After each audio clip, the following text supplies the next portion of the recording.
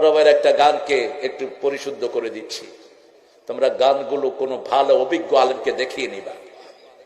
হৃদয় মাঝারে রেখেছি যারে, ত্রিভুবনের বাদশা মালিক কামলিওয়ালা রে। আজকে এক ভদ্রলোক গানের কথা ঠিক করে দিচ্ছেন আরেকজনকে। ঠিক আছে, আমার নবীকে বাদশাহ বলা যাবে না। কি বলা যাবে না? বাদশাহ। তখন উনি কোরআন শরীফের আয়াত বলেছেন, আল্লাহ নাকি বলেছে ইন্না বাদশা রব্বিকা লাশাদীদ।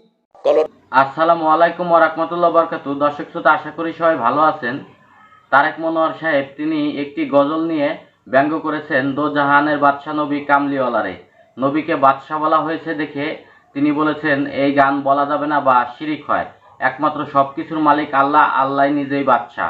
দর্শক শ্রোতা, তার জবাবে সাইফুল আজহারী সাহেব জবাব দিয়েছেন। আজকে আপনাদেরকে এই ভিডিওতে বিস্তারিত দেখাবো। আপনারা যদি আমার চ্যানেলে নতুন হয়ে থাকেন অবশ্যই চ্যানেলটি সাবস্ক্রাইব করবেন এবং কি আপনার মূল্যবান মতামত কমেন্ট বক্সে জানিয়ে যাবেন। দর্শক শ্রোতা, কথা না বাড়িয়ে প্রথমে তারেক মনোয়ার সাহেব তিনি গজল নিয়ে কি বলেছেন আমরা সেই ভিডিওটি দেখে আসি। কলরবের একটা গানকে একটু পরিশুদ্ধ করে দিচ্ছি, তোমরা গানগুলো কোনো ভালো অভিজ্ঞ আলেমকে দেখিয়ে নিবা। হৃদয় মাঝারে রেখেছি যারে, ত্রিভুবনের বাদশা মালিক কামলিওয়ালা রে। আমার দয়ার নবীরে, আমার মায়ার নবীরে, ত্রিভুবনের বাদশা মালিক কামলিওয়ালা রে। ত্রিভুবনের বাদশা কে? কে? ইন্না বাদশা রব্বিকা লাশাদীদ। বাদশা শব্দটা আল্লাহর জন্য খাস, লিখবা। হৃদয় মাঝারে রেখেছি যারে, ত্রিভুবনের বাদশা মালিক আল্লাহ তাআলা রে। দর্শক শ্রোতা, আপনারা দেখতে পেয়েছেন তারেক মনোয়ার সাহেব তিনি বলেছেন দো জাহানের বাদশা নবী কামলিওয়ালারে। নবীকে বাদশা বলা যাবে না, সবকিছুর মালিক আল্লাহ। যেহেতু আল্লাহ সবকিছু সৃষ্টি করেছে, একমাত্র সবকিছু মালিক আল্লাহ, তার জন্যই তাকেই বাদশা বলা যাবে, নবীকে বাদশা বলা যাবে না। দর্শক শ্রোতা, আপনারা সবাই জানেন সুলাইমান নবী তাকে বাদশাহী দান করেছিলেন, তার যুগে তিনি নবুয়ত পালন করেছেন এবং কি তিনি বাদশাও ছিলেন। দর্শক শ্রোতা, সুলাইমান নবীকে যদি বাদশা বলা যায় তাহলে আমাদের নবীকে কেন বাদশা বলা যাবে না? এবং কি সবকিছু সৃষ্টি করেছেন আল্লাহ, কিন্তু সবকিছু আমাদের নবীর উপরে দান করে দিয়েছেন। হাদিস কোরআনে অসংখ্য জায়গায় বলা রয়েছে যে সবকিছু নবীর কাছে দান করে দিয়েছে, সে কারণে নবীকে বাদশা বলাই যায়। দর্শক শ্রোতা, এই বিষয়ে জবাব দিয়েছেন সাইফুল আজহারী সাহেব। চলুন আমরা সেই ভিডিওটি দেখে আসি। শুদ্ধ করে দেওয়ার জন্য আপনাদেরকে, এগুলা তো হায়া হওয়ার কথা। এখন ওয়ামাকার আল্লাহর মানে যদি বলেন আল্লাহ প্রতারণা করেছে, ঈমান থাকবে? মাকারা মানে কি করবেন এখানে? আমার নবীর শানের কথা উঠলে গুতাগুতি করেন, মাকার আল্লাহর মধ্যে তো ঠিক থাকেন, মাকার আল্লাহর মধ্যে মাথা ঠিক থাকে, কিন্তু আমার নবীর শান আসলে মাথা কাজ করে না। তখন আপনার মনে পড়ে উনি ছাগল। আরেকজন বলতেছে বুখারী পাকের মধ্যে আমার নবী নিজে বলেছেন উনি রাঈউল গানাম। ও ভাই, শব্দ যখন ইউমানি কি? ইউমানি তুমি, আরবির মধ্যে আনতা। কিন্তু আমি যদি বলি কাইফা আনতা আমার বন্ধুর সাথে, অনুবাদ কিভাবে করবেন? তুই কেমন আছিস, বেশিতে তুমি কেমন আছো। কিন্তু এই কথা যদি আমার বাপকে বলি কাইফা আনতা, অনুবাদটা কিভাবে করবেন? আপনি কেমন আছেন। তাইলে আনতার অর্থ এক সময় তুই হচ্ছে, এক সময় তুমি হচ্ছে, এক সময় আপনি হচ্ছে। কিসের উপর ভিত্তি করে? কনটেক্সটের উপর ভিত্তি করে। এতটুকুন বুঝার তো ক্লাস 5 এর পোলাও বুঝে গ্রামার। শুধু সুটবুট নিয়ে রাজনৈতিক প্ল্যাটফর্ম ইউজ করে মার্কেটে চলে এসেছেন। আল্লাহ রাব্বুল আলামিন আমাদের হামি ও নাসির হোক। বান্দা যদি বেয়াদব হয়, উম্মত যদি বেয়াদব হয়, তো দাড়ি টুপি, বুঝতে পেরেছেন? দাড়ি টুপি তো সবাই পরে আজকাল। ইন্না লিল্লাহি ওয়া ইন্না। একটা প্রাণী, কোন জায়গার একজন আলেম মানে সাহস করে বলতেছে না বেটা এই বিয়াদবি বন্ধ কর। কারণ কি? সবার স্বার্থ জড়িত। রাজনীতির মাঠ গরম করার জন্য সবাই মিলে আমরা ঐক্য করব।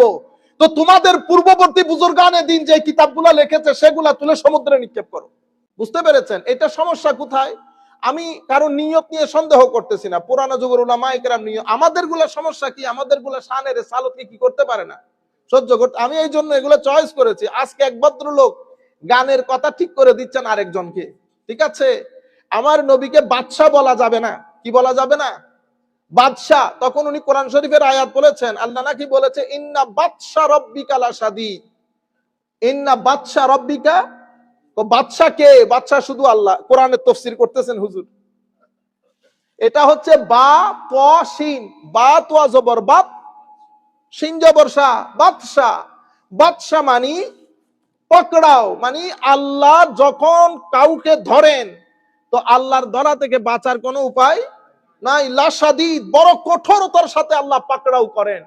কই পাকড়াও করা আর কই বাদশা, কত বড় মুফাসসির দেখেন। মানুষকে ধোঁকা দিতে দিতে আবার মানুষ কতগুলা বসে ঠিক করে চিল্লানি মারে। এমনিতে ঘুমের মধ্যে থাকে, হঠাৎ করে উঠে ঠিক বলে চিল্লানি। আদা মানুষের ইমানও থাকে না, ঠিক বললে ইমান থাকবে? ওই আমাদের মিশাই হুজুররা তখন বলে জোয়ান, ও পটিয়ার মধ্যে কে কি বলছে, পটিয়া মাদ্রাসার একজন হুজুর এখন মিশাই হুজুরকে বলছে, গো যিনি বলছে তার ইমান তো নাই, যতগুলা মানুষ ইয়েস বলছে, হ্যাঁ বলছে, একজনের ইমান নাই। ইমান যেহেতু নাই, যারা বিয়ে করেছে তাদের বউ তালাক হয়ে গেছে। পুরা পটিয়া চন্দনায় শালাকার মধ্যে মানুষ পাগল, বউ তালাক হয়ে গেছে, মানে বুঝতেছেন আপনার ইমানই চলে গেছে। এর পরবর্তীতে হুজুরকে ডেকে ওখানে আবার লম্বা ঘটনা, তার পর্যন্ত তওবা করতে হয়েছে। তওবা না করলে বউ ফেরত পাবে না, আপনি বাবার সম্পত্তি থেকে বঞ্চিত হচ্ছেন। আপনারা বুঝতে পেরেছেন? শুধু ঠিক মেরে দিলে হবে না, আরেকজন ঠিক করে দিচ্ছে, একজন আরেকজন, এগুলো আমি বুঝি না, মানে রাজনীতি। বুঝতে পেরেছেন? এই তুমি এই কথা আর বলিও না, এটা রসুলের শানে যায় না। তবে এটা রসুলের শানে বিয়াদবি করলে ইমান থাকেনি, তো তুমি যদি এটা ঠিক করে দাও তো ইমান কি ফেরত আসবে? এই ওয়েতে ঠিক করে তুমি এগুলা বলিও না, এগুলা আল্লাহ রসুলের শানে। আরে বেটা, আল্লাহ রসুলের শানে না গেলে ইমান নষ্ট হয়ে যায়। আপনারা বুঝতে পেরেছেন? এখানে তো আপনি টেস্ট করতে পারবেন না, এটা কোনো ওলি না, এটা নবী। এখানে আকীদা, ঈমান সবকিছু এই জায়গায়। আপনারা বুঝতে পেরেছেন? এক ভদ্রলোক শুধু বলেছেন, ইদিলিয়া মুহাম্মদ, এ মুহাম্মদ সাল্লাল্লাহু আলাইহি ওয়াসাল্লাম, আপনি সুবিচার করেন।